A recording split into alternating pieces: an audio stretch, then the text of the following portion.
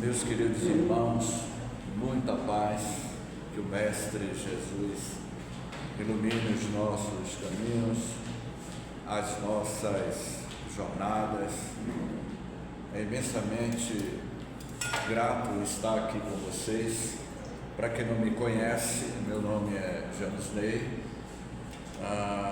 Atualmente faço parte da equipe de estudos da Casa do Caminho em Salvador.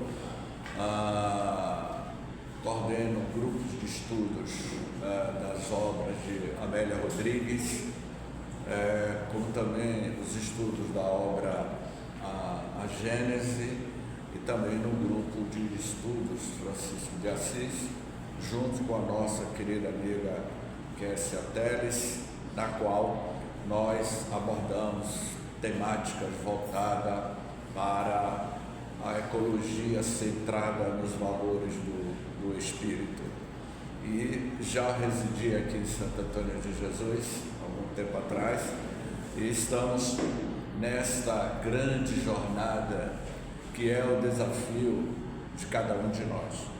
E certamente o Joana de Ângeles é uma instituição que eu já conheço há mais de 25 anos aproximadamente, como também o José de Titinga. Então, para mim, é uma alegria em rever os amigos antigos, não é, Pedro? E rever e ver novos amigos que certamente estamos conhecendo.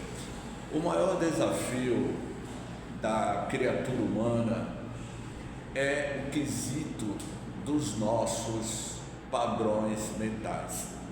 E eu utilizarei esta palavra e gostaria inicialmente que vocês prestassem muita atenção na palavra padrão. Essa palavra padrão é a chave para as questões que cada um de vocês estão vivenciando na atualidade. Os grandes conflitos, os problemas humanos, a forma pensamento nossa perpassa por essa máquina fabulosa chamado pensamento. E a nossa fundamentação da exposição é baseada em uma das obras notáveis, psicografado por Francisco Cândido Xavier, o livro Pensamento e Vida. E Emmanuel, neste livro, ele diz que o nosso pensamento cria a vida que procuramos. Cada um de nós somos o que pensamos. Eu posso iniciar, Pedro, com um pensamento de Siddhartha Gautama, o Buda. E eu sei que o meu amigo Jacó gosta muito de Siddhartha Gautama. Buda, há milênios atrás, ele dizia: somos o que pensamos. Com pensamento construímos o mundo. O mundo nada mais é do que a criação mental dos seus próprios moradores. Portanto, a Mãe Gaia, o planeta Terra, ela é padrões emocionais dos seus moradores. Então, nesse texto que nós elaboramos em cima do livro, dizemos o seguinte: o nosso pensamento cria a vida que procuramos através de nós mesmos, nós que somos os criadores da felicidade ou da infelicidade, criado pelos padrões emocionais, pelos padrões positivos, negativos, oriundos do nosso pensamento. Amando e instruindo, estamos aperfeiçoando o nosso pensamento. Então, a proposta terapêutica de Jesus era o despertar desse sentimento de amor, porque quando você ama, você vai modificando os seus padrões emocionais, a sua forma de pensamento, vai criando uma nova diretriz. Quando a gente começa a direcionar o nosso pensamento para vibrações edificantes do cosmos, do universo, não é? Nem sempre escolhemos padrões emocionais padrões intelectuais, e eles vai comandar o nosso pensamento, que é o fluido vivo do universo. Então são os nossos padrões, as nossas emoções, que vai dar diretriz para o rumo, para o caminho de cada um de nós, o futuro de cada um de vocês, de cada um de nós, e quem está nos acompanhando aqui online, ao vivo. Podemos dizer que o futuro de cada um de nós já existe. Esse futuro, Pires, já foi construído, está sendo construído. Mas o que é o futuro? O futuro é consequência das suas ações, das suas atitudes, dos seus padrões emocionais no presente. O futuro é as ações que você plantou no presente, e o presente certamente é consequência do que você fez no passado. Passado, presente, futuro, são construídos pelos nossos próprios destinos, pela forma de pensamento que cada um de nós produzimos. Agora, tem algo que eu gosto muito de falar, e que a gente ouve muito na literatura espírita, ou então na filosofia indiana, que é karma. O que é karma? Expiação e provação, ou provação, karma, expiação. Fulano de tal está na sua vivência de um karma, fulano de tal está vivenciando a sua experiência, expiação, provação. E aí dizemos o seguinte: karma, expiação, provação. Quando começou esse problema e por quê? Quando foi que começou o nosso karma, a nossa expiação, ou a nossa provação? Quando começou e por que começou? Porque ninguém sofre por mera fatalidade da vida. Há uma sequência, há ações que nos levam a vivenciarmos esse tipo de experiência. Porque aqui nesse auditório, inclusive eu não estou olhando aqui para nenhuma cara de santo, porque todos nós carregamos as nossas emoções negativas, carregamos as nossas mágoas, os nossos ressentimentos. E foi isso que eu estava falando hoje à tarde lá para o grupo de senhoras no Pititinga, que nós somos os causadores da nossa felicidade ou da nossa infelicidade, não é? Então, quando começou? Então, a pergunta fundamental, afinal de contas, James, por que eu estou sofrendo? Afinal de contas, por que esse cataclismo emocional, esse cataclismo planetário? Estou falando o cataclismo do ponto de vista simbólico, das nossas emoções, que está sendo abalada nas estruturas mais íntimas. E vocês não têm percebido que algo de diferente está ocorrendo com a psicosfera espiritual do planeta Terra, e que nós estamos dentro dessa estrutura, desse organismo vivo chamado planeta Terra, que na mitologia grega é a Mãe Gaia, e que o pensamento de cada um de nós altera o nosso estado emocional e altera a psicosfera espiritual do planeta Terra. Como, por exemplo, eu não sei quantas pessoas tem aqui no auditório, mas a população da Terra são 8 bilhões de seres humanos. O homem, segundo Joana de Ângeles e segundo Michio Kaku, a criatura humana produz por dia 60 mil pensamentos por dia. É o que cada um de nós produzimos, 60 mil pensamentos por dia. Aí a maioria desses pensamentos são pensamentos negativos. Então, se aqui tiver algum contador, que você é contador, não é, Pedro? Então eu vou pedir a Pedro para que faça a contabilidade: 60 mil vezes 8 bilhões de seres humanos. A conta 60 mil vezes 8 bilhões. 48 trilhões 972 475. vou até beber água, porque eu não sabia que Pedro era pródigo, não é? É um jovem senhor super dotado. Vocês perceberam? Bilhões de pensamentos é jogado para a psicosfera mental do planeta Terra. Santo Antônio de Jesus, se eu não me engano, tem 120 mil habitantes. O padrão energético da cidade, do município, ele tem os seus padrões emocionais, porque somos nós que jogamos para o espaço esses pensamentos.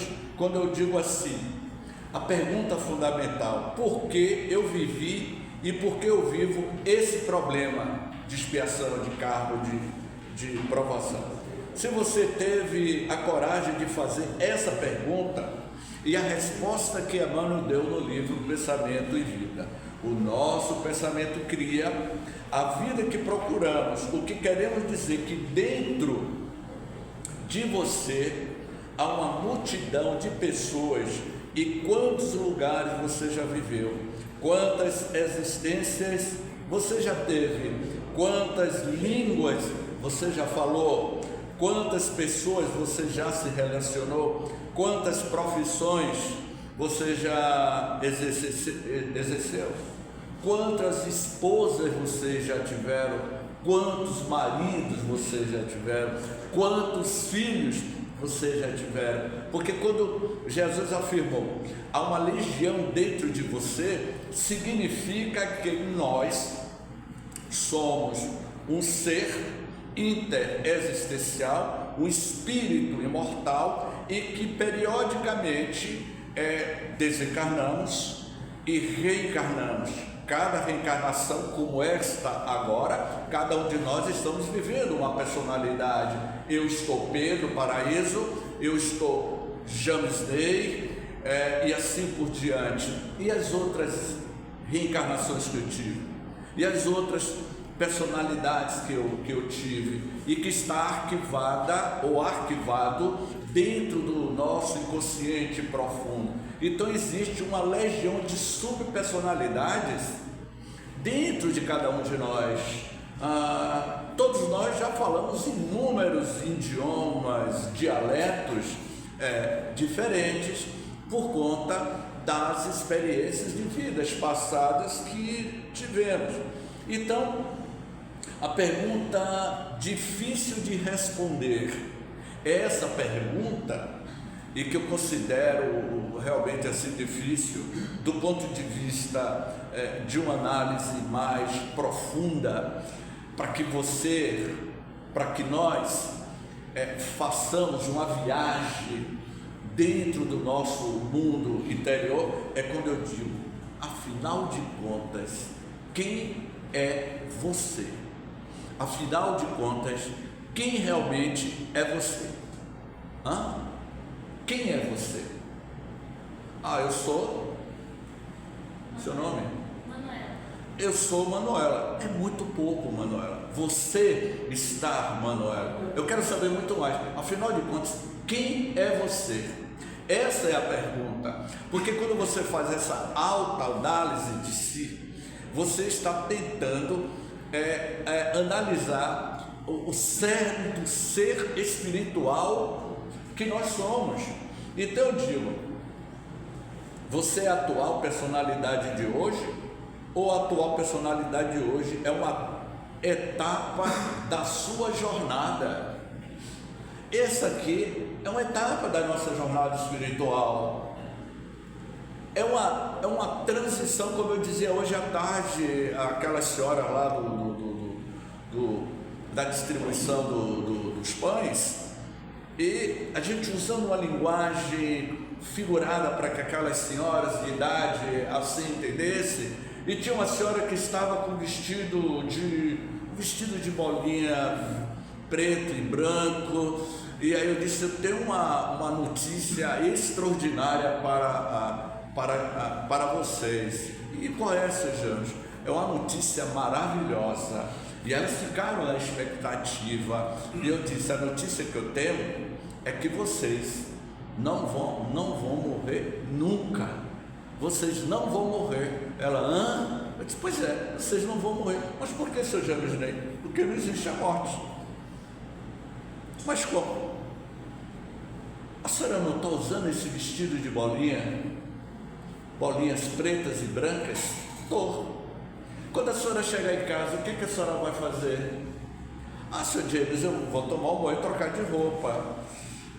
Pois é, o corpo físico é a roupa do princípio inteligente do universo, aonde está centrada a consciência do ser, que é o espírito imortal. Então, quando chegarmos em casa, todos nós vamos trocar.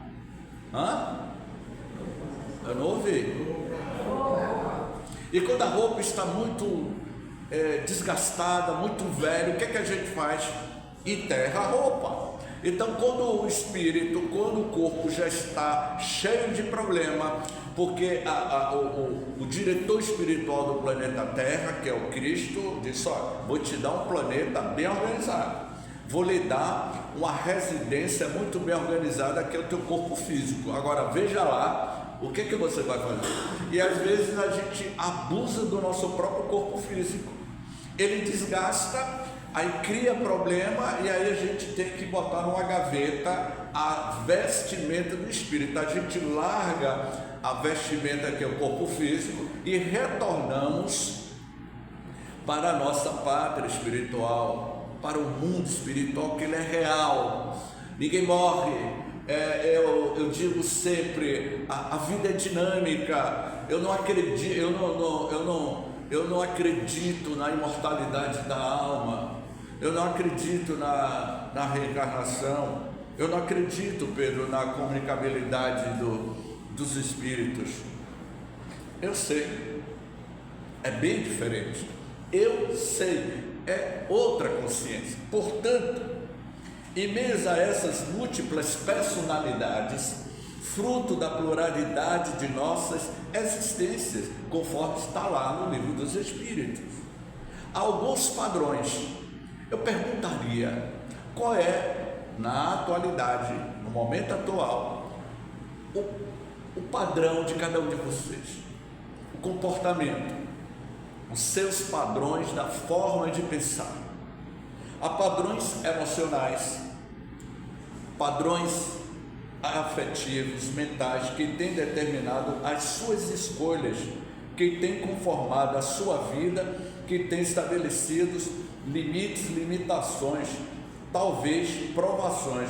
Não foi imposta por ninguém.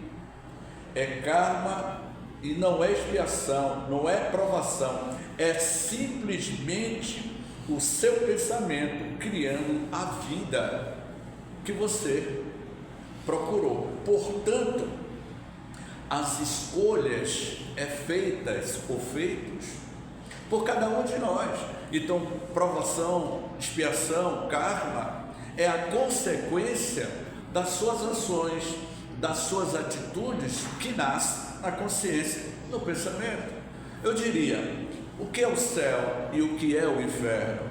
Céu e inferno é um estado de consciência de cada um de nós.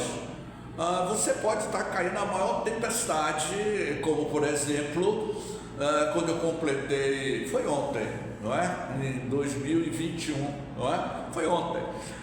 Eu completei 60 primaveras, é o que a gente vai falar lá na Jornada Espírita de Itaparica, quando voltar a primavera, que é o tema da Jornada Espírita de Itaparica, e é baseado no livro de Amélia Rodrigues, quando voltar a primavera, não é? E aí quando alguém pergunta, Gênesis, qual é a tua idade? Eu digo, eu tenho, em 2021, eu tenho 60 primaveras, é muito mais chique, não é? Aí eu tenho primaveras, não é? Então lá em 2021 eu estava completando 60 anos, hoje com 64, no período da pandemia, na cidade de Dias d'Ávila, e eu disse à minha genitora, minha mãe, eu vou comemorar o meu aniversário pedalando, porque eu faço ciclismo. Mas James, você vai pedalar debaixo dessa tempestade? Vou sair de Dias d'Ávila, com a mochila na bicicleta, cortei pela zona rural de Mata de São João, saí lá em São José do Avena, depois desci para a linha verde por Barra de Pujuca, debaixo de uma tempestade. Chovia muito, relampejava muito, eu caí dentro da lama, estava cheio de lama, e a chuva, aquela chuva torrencial, e eu sozinho, pedalando, chovia, e eu amando, achando maravilhoso. Para mim era a tempestade, a chuva, o rio invadindo, passando por cima da ponte, e eu pedalando sozinho. Aquilo para mim era uma maravilha. Para outra pessoa pode dizer está sendo uma tragédia. Para mim era uma maravilha. É a forma como cada um de nós estamos vendo o cenário em que você está inserido. É o teu pensamento que vai criar essas situações. Então, dizemos o seguinte, que uma parte nossa, consciente de você, nega, mas uma parte consciente pede, procura, grita, e você acaba repetindo os padrões. Quem aqui não repete as mesmas situações do passado? Parece um filme repetido. Isso aconteceu comigo na infância, voltou a acontecer. E por que acontece? Porque é o teu pensamento, ele que é direcionado por você mesmo. Então ele vai dizendo aqui, padrões nos relacionamentos. E como é os nossos relacionamentos? Eu estou tendo um relacionamento que está se repetindo o que aconteceu no passado. Eu já casei 3 vezes e eu estou vivendo as mesmas situações. Eu vou até aumentar mais, né, Pedro? 5 casamentos, ele ou ela, né? Ou ele ou ela, 5 casamentos, sempre tendo o mesmo problema. Então o problema é outro, ou é a outra, ou é você, e repetindo as mesmas ações, as mesmas padrões de comportamento, porque tudo está centrado no pensamento. Como eu digo assim, padrões nos relacionamentos, padrões em suas escolhas, padrões nas suas atitudes, padrões que acabam determinando o seu destino. Então não basta resgatar, basta você mudar. Então é você que cria padrões que vai determinar o seu destino de vida. Padrões emocionais que vai levando ao espírito repetir experiências ao longo dos séculos. Perceberam? Então, o que eu estou dizendo aqui, que um exemplo, 14 de julho de 1789, julho de 1789, século XVIII, há 230 e poucos anos, 234 anos atrás. A Revolução Francesa, a queda da Bastilha. 40 mil pessoas morreram durante 9 anos, entre 1789 a 1799. 40 mil franceses foram guilhotinados, assassinados. A rainha da França, e o rei da França, Luís XVI, e Maria Antonieta foram decapitados. Camille Danton, um revolucionário, Camille Desmoulins, um revolucionário, um jornalista de 30 anos de idade, usava o seu verbo fluente, mesmo sendo gago. Ele, na sua gagueira, ele influenciou a Revolução Francesa. Era julho de 1789. Camille Desmoulins, ele foi guilhotinado, pegaram ele, junto com Danton, com Robespierre, as mentes brilhantes da Revolução Francesa, e eles foram guilhotinados 10 anos depois, quando começou a Revolução Francesa. Aquele jovem Camille Desmoulins, um jornalista notável, e colocaram ele na guilhotina, e no momento que ele foi guilhotinado, a cabeça dele pulou e caiu dentro de um cesto. Ali tombava-se um corpo físico, como eu falei, a vestimenta. Ele morreu. Acabou? Claro que não, toma-se o corpo, mas a consciência e o espírito retornam ao mundo espiritual. Tempos depois, na linha do tempo, Camille Desmoulins, vai reencarnar, ele e outras figuras do período da Revolução Francesa, vai reencarnar no Brasil, desse nosso belo Brasil, como disse Humberto de Campos, não foi Pedro? Brasil, coração do mundo, pátria do Evangelho, queria receber os ex-revoltados da Revolução Francesa, que reencarnaria no início do século XX. Aí Camille Desmoulins reencarna no Brasil e se torna diretor da Federação Espírita Brasileira, um dos editores da revista O Reformador, como Luciano dos Anjos. E o nosso querido Divaldo vai dizer que no século XX, durante um período longo, 2 milhões, e aí eu acho que Pedro faz parte dessa história, Pedro Paraíso, 2 milhões de ex-franceses, e o nosso amigo Jacó, que Jacó está lá dentro, não está? Está por aí. Jacó tem cara de revolucionário francês.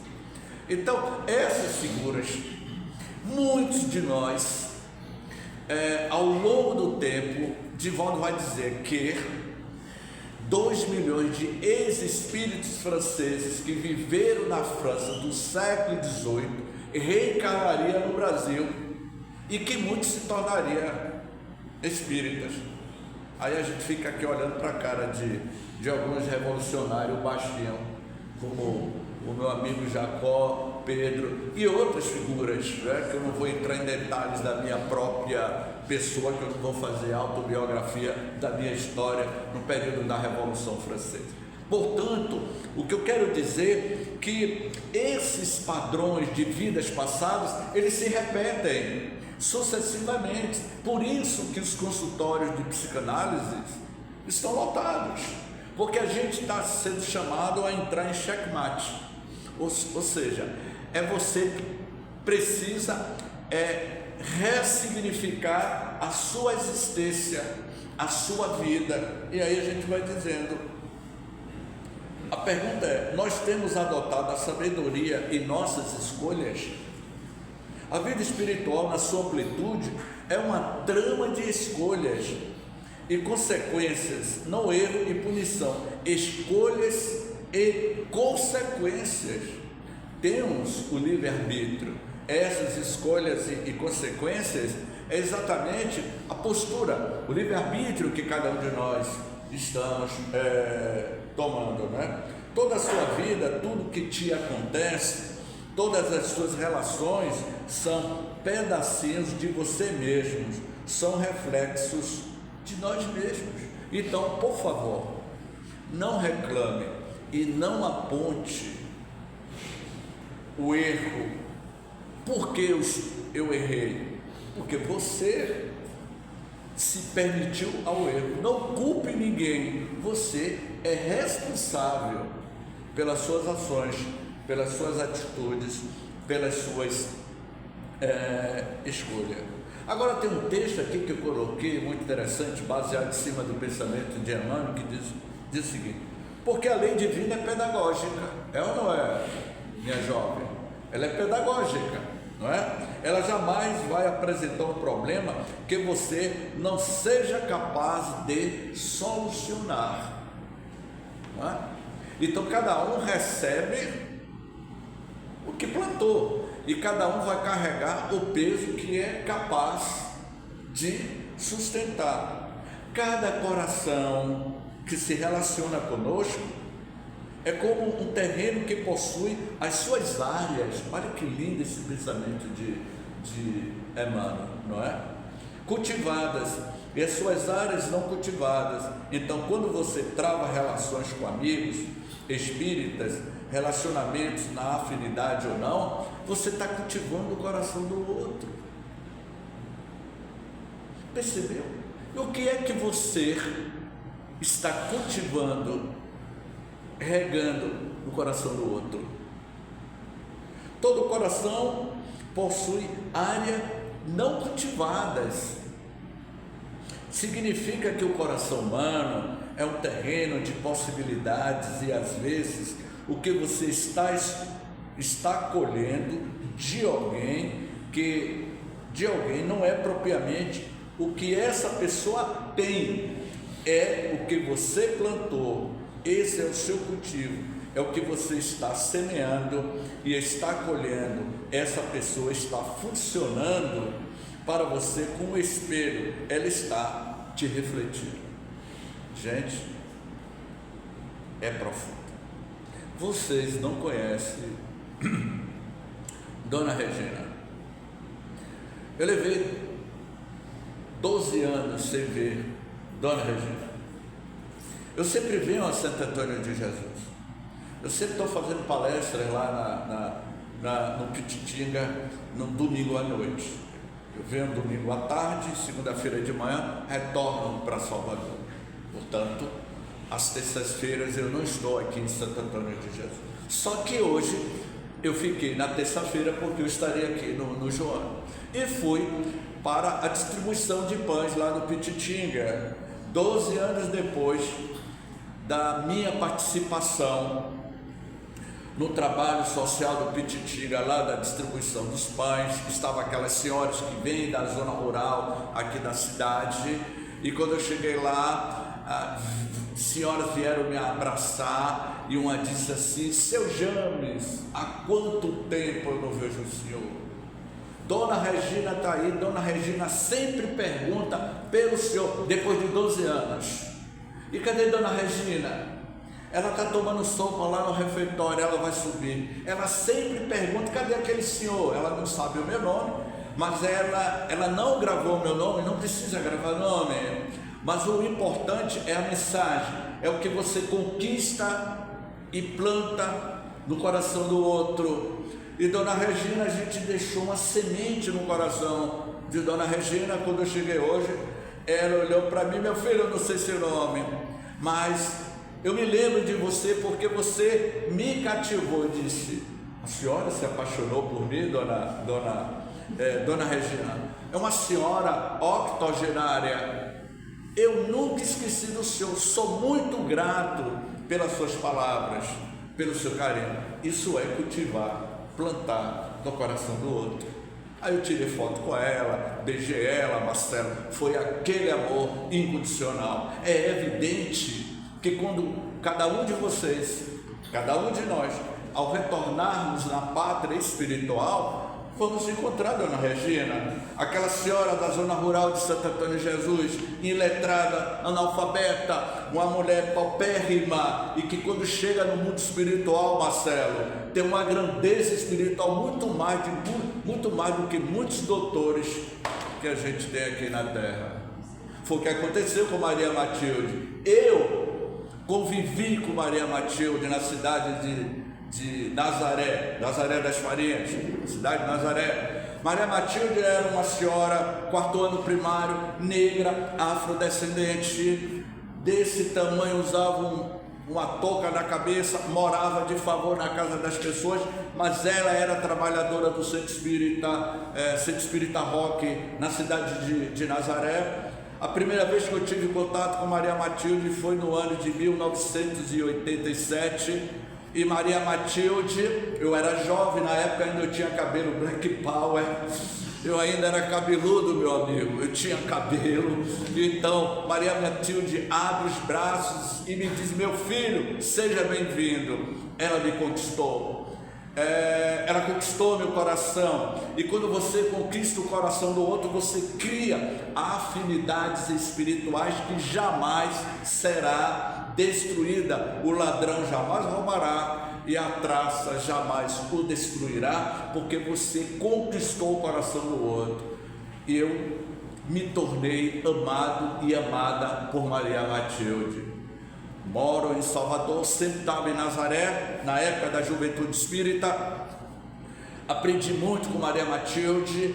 Ela era simples, mas quando ela abria o seu verbo, ela falava com o coração. Ela não tinha conhecimento acadêmico nenhum, mas ela tinha uma grandeza espiritual muito grande. Passaram-se os anos, Maria Matilde desencarnou, passaram-se mais de 20 anos, quando eu estava na Semana Espírita da cidade de Irecê, simplesmente me deu um branco. Sabe o que é dar um branco? Você diante de uma plateia, Marcelo, me deu um branco. E naquele momento, cujo tema era o Espiritismo, uma nova era para a humanidade. Esse era o tema que eu estava apresentando na cidade de Irecê, quando deu um branco. E não existe nada pior para um palestrante querer decorar texto, não é? Não decore textos. E aí me deu um branco. E naquele momento eu comecei a gaguejar, Marcelo, e agora? Aí, olha o que eu falei, crie vínculos pelo coração. Criar vínculos pelo coração é criar vínculos com a alma, com aquele amigo, com aquela dona Regina que passa aí por as Reginas da vida, as Marias Matildes da vida. Eu aí lembrei de Maria Matilde. E por que eu lembrei de Maria Matilde? Se mais de 20 anos da sua desencarnação, eu na Semana Espírita me veio a lembrança, a imagem fotográfica de Maria Matilde. E quando eu disse, Maria Matilde, me ajude. E aí eu vi a imagem de Maria Matilde, não mais aquela negra, aquela mulher baixinha, mas irradiada por uma luminosidade intensa, naquele sorriso, e ela se aproximou de mim, no meu chakra frontal, e eu senti a expansão da minha consciência, e eu percebia que era Maria Matilde, aquela mulher que só cursou o 4º ano primário, e que não teve faculdade, morava de favor no fundo do quintal de uma casa nessa cidade. Ela me inspirou o tema Espiritismo, uma nova era para a humanidade. Então, crie, plante, cultive o coração das pessoas que passam pela nossa vida. E já nas nossas considerações finais, como o pensamento é uma usina nuclear, que dizemos o seguinte, na visão da filosofia espírita. A doutrina espírita faz um convite profundo a cada um de nós.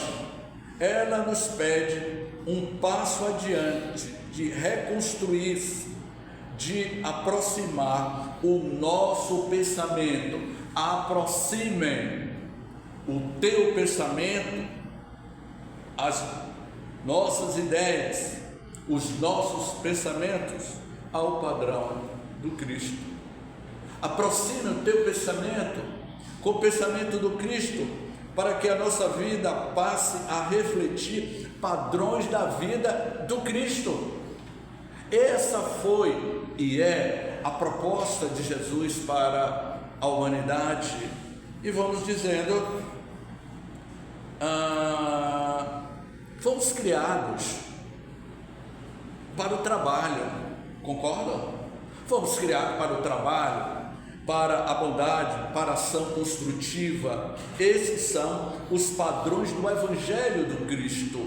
E Jesus deixou claramente naquele célebre domingo do mês de março, que em hebraico significa Nissan.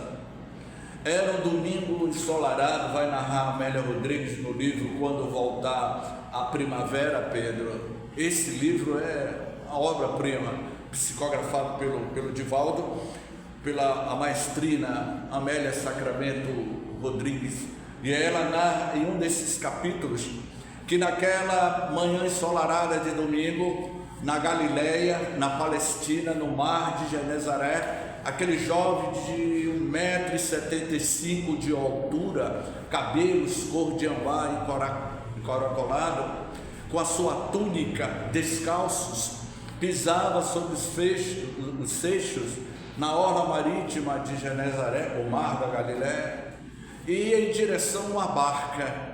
Aquela barca tinha acabado de chegar de uma das suas pescas. Eram pescadores, e ao se aproximar daqueles pescadores, Jesus, aos seus 30 anos de primavera, ele iria dizer: Simão Pedro, tu desejas pescar almas para o reino da casa de meu pai?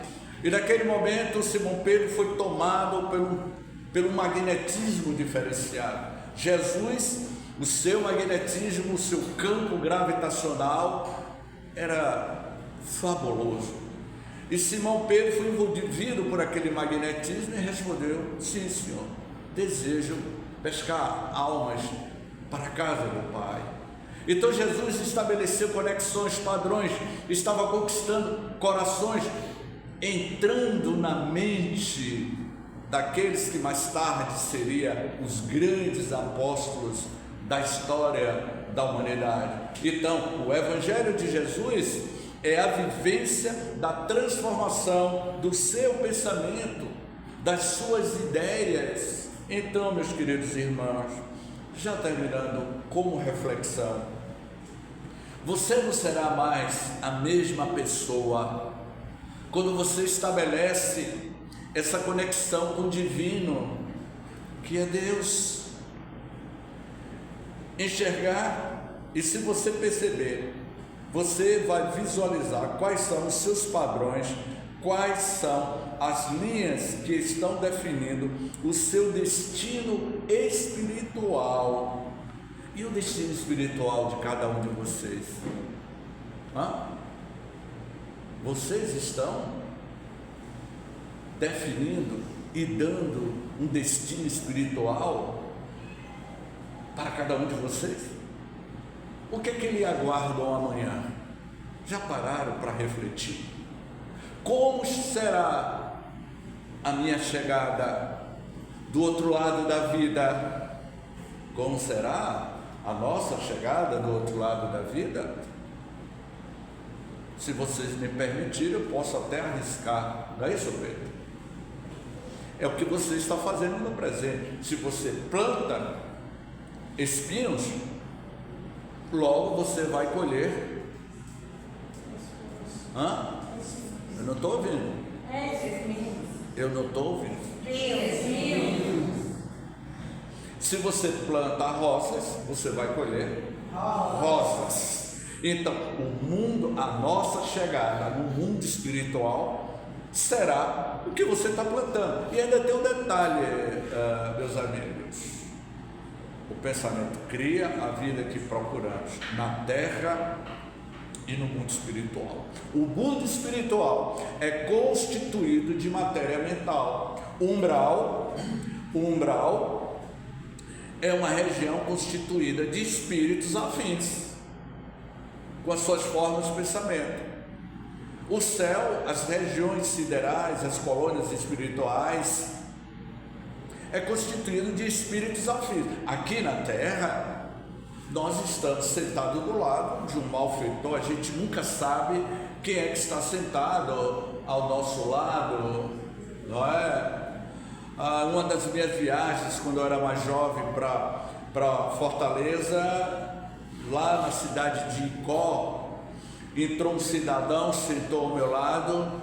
Ele era matador de aluguel, pagava ele para matar as pessoas. Ele estava sentado do meu lado e ele revelou: eu sou matador de aluguel. Eu disse: misericórdia. A gente nunca sabe quem é que está do nosso lado. Irmã Dulce, qual foi os padrões mentais e emocionais de Irmã Dulce? Ela cultivou corações. Ela foi para as regiões do mundo da luz.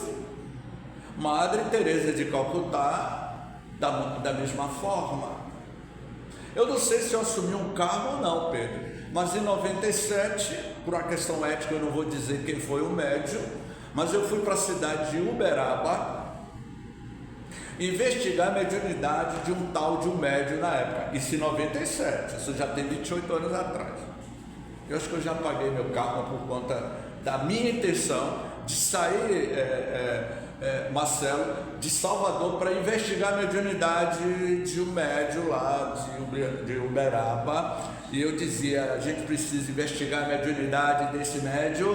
Foi quando eu fui com um amigo meu, era um mês de julho, no Triângulo Mineiro, muito frio, eu estava usando um blazer. Dentro do meu blazer tinha aquele gravador, lembra daqueles gravadorzinhos pequenininhos? Estava dentro do meu blazer. Eu cheguei no auditório lotado, caravanas e ônibus do Brasil inteiro para receber as cartas desse médium psicografado, que eu estava duvidando da tua mediunidade. Foi quando ele saiu de uma sala, era sábado pela manhã, muito frio, eu usando esse blazer, torno a repetir, foi quando ele apareceu, sentou-se à mesa, convidou alguns diretores de algumas instituições da cidade de Uberaba e ficou a cadeira vazia ao lado dele. 700 pessoas no auditório. E ele educadamente disse: queridos irmãos, queridas irmãs, ele fala assim de forma bem macia, agora nós temos o prazer de convidar o nosso irmão lá da Bahia, que vai proferir a palestra da manhã de hoje. Nosso irmão lá da Bahia está aberto. Nosso irmão da Bahia, o auditório estava lotado, então podia ter pessoas lá da Bahia. Nosso irmão lá da Bahia, sim. E quem é esse irmão lá da Bahia, Pedro? Só que ele falou irmão da Bahia e apontou para o sujeito que era eu. Você, meu irmão. Eu disse, eu mesmo. Aí, Pedro, eu comecei, Marcelo, a tremer. Eu tremia, eu não sei se era tremedeira, era por conta do frio de Uberaba ou se era porque eu estava sendo desmascarado.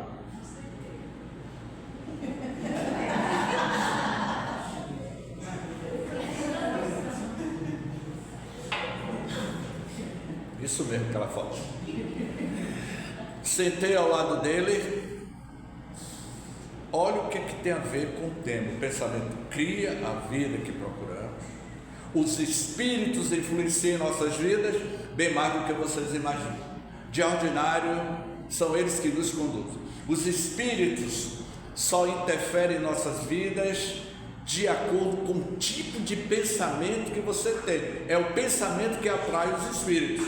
Então, naquela hora, eu sentei ao lado dele, tremendo. Pedro, eu tremia, sabe, Pedro?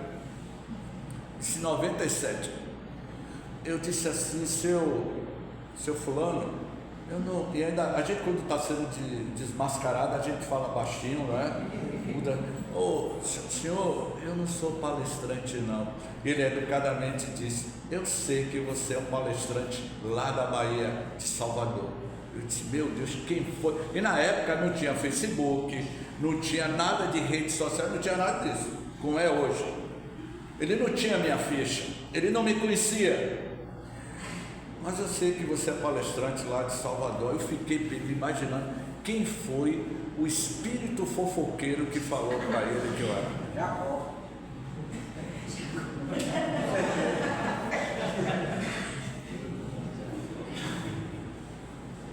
Mas você está falando Jacó? Nosso Jacó aqui. Não, daqui não. Ah, foi ele que espiritualmente disse, não vou nem dizer o nome do médico, provavelmente Jacó com ele, sabe? Então, você tem 40 minutos para fazer uma dissertação sobre o Evangelho de Jesus. Eu levantei para falar, eu tremia de nervosismo, misturado com frio, quando terminou a explanação. Altiva Noronha, que foi uma biógrafa de Divaldo, disse para mim, meu filho, que palestra brilhante, eu morrendo de medo, estava mal. E ele virou para mim e disse, meu filho, agora você vai pegar o gravador que está no bolso do teu blazer e vai me entrevistar. Você não veio me entrevistar por conta de um problema que aconteceu em uma semana espírita lá na Bahia, e você não veio investigar minha mediunidade? O pensamento cria a vida que cada um de nós procuramos. E aí eu peguei o gravador, ele me chamou para almoçar com ele no próprio refeitório da instituição, que é uma instituição enorme. E ao terminar de entrevistá-lo, ele virou para mim e disse: meu filho, você precisa... Olha o que eu falo. Qual foi a palavra que eu disse aqui no início? Padrão. Você precisa criar um padrão mental com o nosso querido Francisco Cândido Xavier. Eu disse: como? Eu vou pedir para que um dos nossos queridos amigos leve você até a residência de Chico, e Chico vai conversar com você. O que eu não falei para você, Chico vai falar para você. Aí a máscara de parafina que a gente usa, usamos máscaras de parafina, e diante da luz da verdade, que a verdade é a luz divina total, como respondeu Jesus a Simão Pedro. A verdade, Rabi, o que é a verdade? A luz divina total. Então, diante da verdade, as nossas máscaras feitas de parafina não suportam a luz da verdade. E aí eu fui até Chico, é aí que eu quero chegar, sobre as nossas diferenças quando retornarmos ao mundo espiritual. Quando eu cheguei lá, eu já estava emocionado. Uma senhora estava tomando conta de Chico. A minha conversa com o Chico durou 1 hora, e a senhora disse: puxa a cadeira, sente ao lado dele. Ele estava usando aquele gorrinho. Em cima da mesa da cozinha tinha canetas, papéis para as psicografias. Eu estava acompanhado de um amigo nosso, o Ailton, e ao sentar ao lado do Chico, eu puxei a cadeira, e a senhora disse: ele fala baixinho, você não vai ouvi-lo, colhe o seu rosto no rosto de Chico. E aí o que aconteceu, meu amigo Pires? Eu colei este rosto no rosto de Chico, fiquei colado, e a primeira coisa que ele me disse: meu filho, como é que vai o nosso querido Humberto de Campos? Quando ele perguntou por Humberto de Campos, eu comecei a desabar. E quem foi que deu informação a Chico Xavier? Que meu pai fundou o Centro Espírita Humberto de Campos em Salvador, em 1970. Como é que ele sabia que meu pai fundou o Centro Espírita Humberto de Campos? Claro que a equipe espiritual estava lendo os meus padrões mentais. E aí depois em diante ele começou a dizer coisas que nunca mais eu fiz nenhuma crítica literária a médium, quem quer que seja. Eu também não vou dizer o nome do médium, se eu não me engano, eu acho que eu vi algum livro ali na biblioteca desse médium, na livraria. Meu filho, cada um de nós damos o que recebemos. Não podemos duvidar da sementeira da fraternidade. A mediunidade é um dom divino, e cada um deve cuidar da tua mediunidade como a gente cuida das nossas flores em períodos de plantação.